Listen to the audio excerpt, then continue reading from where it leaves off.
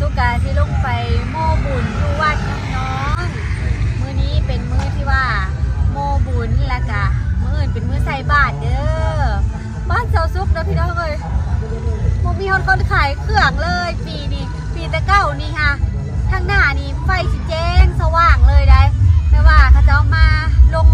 กุ้งเป้าบ่กุ้งไก่บ่ขายของลิ้นบ่ปีนี้มันถึงบุญวันที่20มังกรเขาเจ้าไปขายอยู่บุญวันที่20เบิดเลยก็เลยมีคนมาลงหน่อยเดียวลงเฉพาะแต่ในเดินวัดเนาะไปลงไปเบิ่งบรรยากาศบุญบ้านสาวสุกน้ำกันนะพี่น้องไปโม่บุญน้ำกันเลยสาวสุกก็เอาขันนะพี่น้องลงกระเป๋าต๊อป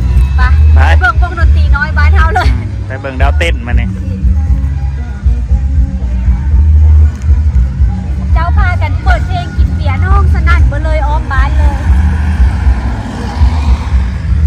ปีแต่เก้าพันโอ้ยเต็มแต่คนแถวนี้นะพี่น้องปีนี้เป็นมื้อจบ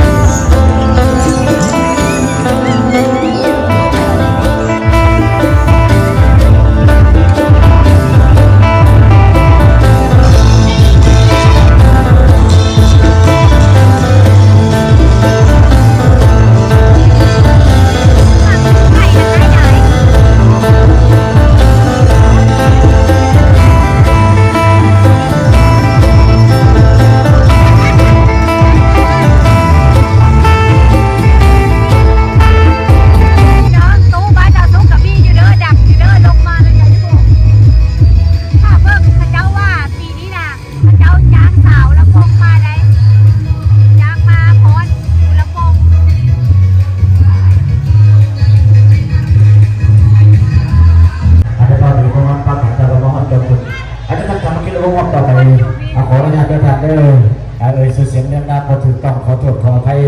บุขากันเรื่องแต่ว่ามันเข้ากันหลายโบกกันมาเลยได้อัดมาจะ12 โมงกับเงินเป็นวันปัจจุบันเลยได้ที่นั่นเลยจำนำบทเรียนเลยก็เสร็จได้อะไรพวกสมาชิกของนี่เป็นเกียรติในทั้งทานอาจจะตะลงสินได้อาจิตอ่อนได้เอามาจากพระคุณพรของพวกเขาพวกในทีมงานโมโคคณะของทานเอากระพกกระจายอะไรเป็นเกียรติมาเนี่ยได้อธิษฐานสละเวลามาโหดในการมวลการซื้อในการบุญกอบเขาประจำวันสมบัติวิไลของพวกเขาแต่เขาก็เห็นตามที่12ได้เป็นบุญกอบเขาสัมประจำเดือน2เป็นอีกที่2ได้อาจารย์ขออนุญาตเรียนเชิญอาจารย์ทันจันทร์ลงศิลป์เลยได้อะไรพวกเขาเนี่ยเป็นห้องของทานก็ได้ตั้งจันทร์ลงศิลป์มาจัดได้จิตองค์คนโดยทีมงานโมโคคณะของไทยเดินทางมาจากหันตามที่เขาเนี่ย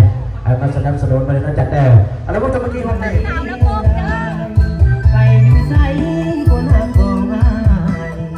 นักกันไว้เป็นยังบ่มาหรือน้องกันดาลืมใจคนนี้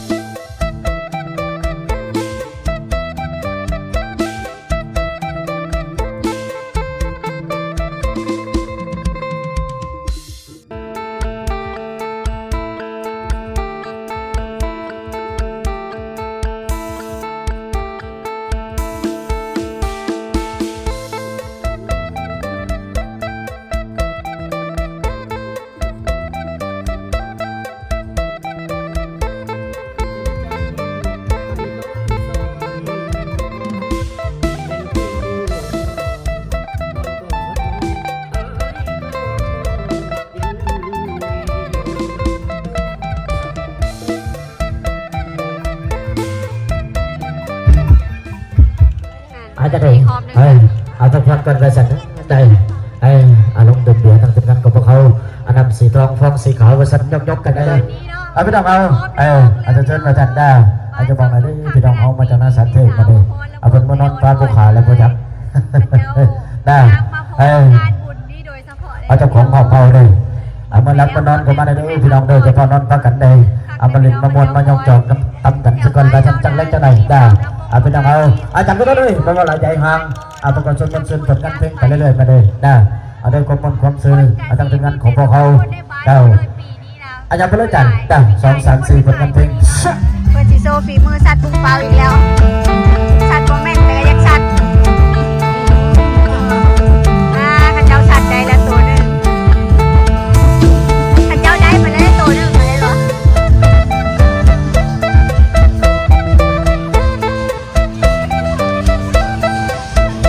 อย่าเด้อบัดแรงแม่โอเลี้ยงกันนะพึ่งแก้วจอย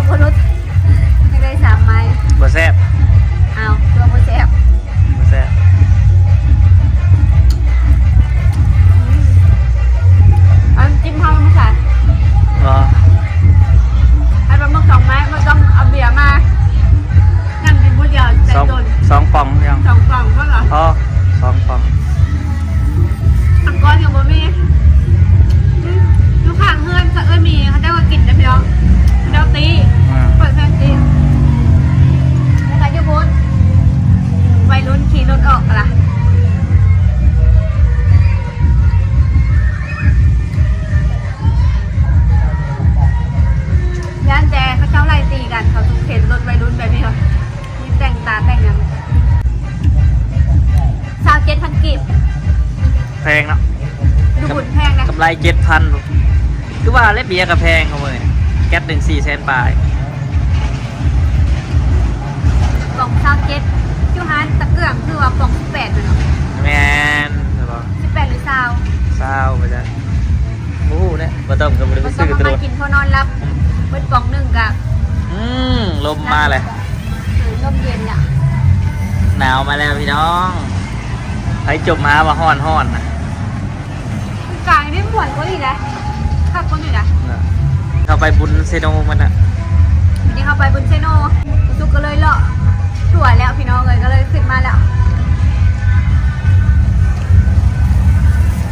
ถ่ายมากมันก็ลงไปพรละวงเป็นเต้นกับสาวละวงได้เด้อพี่น้องบุญกองข้าว ว่าใช่ถ้าซุกขึ้นไปหอนแอลจักบาท มาต้องคุณมาแกงจะซุกขึ้นไปฮอนแอลว่าซัน แล้วเต้น ฮอแข่ง แล้วเต้นมันคืนได้500,000พี่น้องเอ้ย